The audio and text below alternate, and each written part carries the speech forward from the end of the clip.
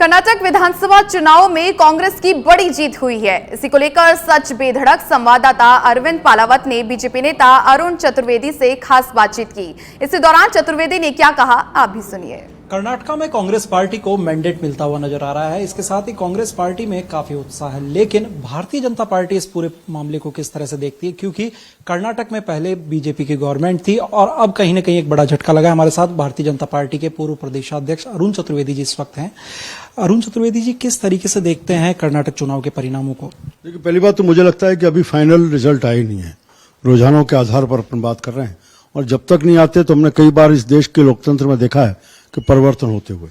लेकिन मैं इतना कह सकता हूं कि कांग्रेस ने जिस कर्नाटक में एक ध्रुवीकरण का प्रयास साल भर पहले किया था, जिसमें हमें सबको पता है कि कहीं इसके आपके अलग अलग समाजों के नाते बात करने के बाद किया, उसका हिजाब का विषय को लेकर आए और सब में समर्थन देने की बात की, उसका कहीं ना कहीं असर इस पर देखने की बात आ रही है। उसका एक असर हो सकता है, लेकिन फाइनल टैली तक में इंतजार करना चाहिए, उसके बाद ही कुछ। अब भी जिस प्रकार का वहां की सरकार ने काम किया है उसका प्रभाव दिख रहा है। और मैं शुरू में देख रहा था, अभी मैंने देखा नहीं, लेकिन बहुत neck to neck contest Bharatiya Janata party और कांग्रेस के बीच में चल रहा था। चतुर्वेदी साहब, लेकिन जिस तरीके से अभी तक का जो मैंडेट वहां पर जो लीडिंग नजर आ रही है, उसमें कांग्रेस पार्टी की यदि वहां सरकार बनती है तो इसके पीछे मूल कारण क्या आप देखते हैं? क्योंकि इतनी सभाएं पीएम की ओर से की गई, गृह मंत्री जी की ओर से की गई, लेकिन फिर भी जब बीजेपी यदि वहां पर हारती है और वहां पर बीजेपी की गवर्नमेंट पहले से थी। देखिए, एंटी इनकम्बेंसी एक बड़ा फैक्टर होता है। हम सब इसको जानते हैं कि इस देश में इसका एक असर रहता है, इसका क्लास रहता है। लेकिन उसके साथ साथ जो कांग्रेस ने एक जाति धर्म और इसकी राजनीति करने का जो शुरू से सुहाग रहा है, कर्नाटक में भी उसको बहुत पहले, लंबे समय पहले इसको एक प्लान कर लिया था। उसके आधार पर कांग्रेस काम कर रही थी। हमने हिजाब के विवाद को देखा है, उसको सुप्रीम कोर्ट तक जाते हुए देखा है, उस समय समाज के ध्रुवीकरण को होते हुए देखा है, उस हिजाब के बीच में लोगों की हत्याएं भी होती देखी हैं। उन सबका भी असर इसमें कहीं ना कहीं रहा होगा। कांग्रेस नेता ये कह रहे हैं कि वहां पर कांग्रेस की गवर्नमेंट थी कर्नाटक में, लेकिन बीजेपी ने खरीद फरोख्त की और उसके बाद वहां पर सरकार काबिज कर दी, तो उसका एक जो सिंपैथी वोट बैंक है वो हमारे साथ था। नहीं, ये तो अपने घर को उनको संभालना चाहिए।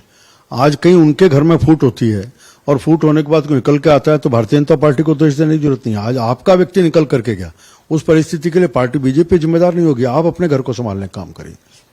कांग्रेस लगातार आरोप लगा रही है कि भारतीय जनता पार्टी है वो वहां पर उन्होंने जितना भी कुछ करना था वो उन्होंने किया, चाहे राहुल गांधी की सदस्यता समाप्त करने का काम हो वो उन्होंने किया, लेकिन जनता आज हमारे साथ है। और उन्होंने ये कहा है कि आने वाले समय में जब राजस्थान में चुनाव होगा तो राजस्थान में फिर से कांग्रेस की सरकार रिपीट होगी। देखिए, मुझे बड़ा आश्चर्य होता है कि कांग्रेस के लोगों को या तो विधि का ज्ञान नहीं है, देश के संविधान का बयान नहीं है, कानून के बारे में जानकारी नहीं है। देश के संविधान में पहले से कोई व्यवस्था है कि 2 साल से अधिक की सजा किसी को होती है, उस संसद की सदस्यता जाती है। और राहुल गांधी को इस धरती के ऊपर अकेले व्यक्ति नहीं है, ऐसे 34 लोग सांसद और विधायक हैं, 34 हैं, जिन 34 है उससे अधिक होंगे, जिनकी सदस्यता इसी कानून के तहत गई है। कांग्रेस के लोगों की भी गई है निकल करके। और बाद में जब कांग्रेस सरकार कोर्ट से राहत मिल गई तो उनकी सदस्यता बहाल भी हुई है, मकान भी मिले हैं। इसलिए कांग्रेस पार्टी बेकार में छाती पीटना बंद करे। कानून ने आपको दंडित किया है और उस कानून की परिभाषा के तहत, उसके तहत ही सदस्यता गई है।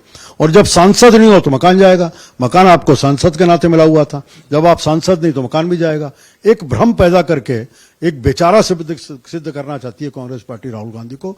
अब राहुल गांधी को सारे देश देख चुका, किस किस प्रकार की नौटंकियां राहुल गांधी और इनका परिवार लगातार करता रहा देश में। अब उसका असर देश में कोई इसी प्रकार नहीं रहा।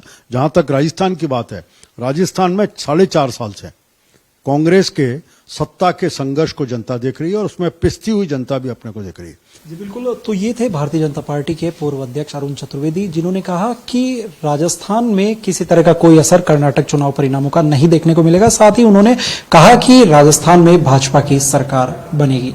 कैमरा पर्सन वीनू के साथ अरविंद पालावत, सच बेधड़क, जयपुर।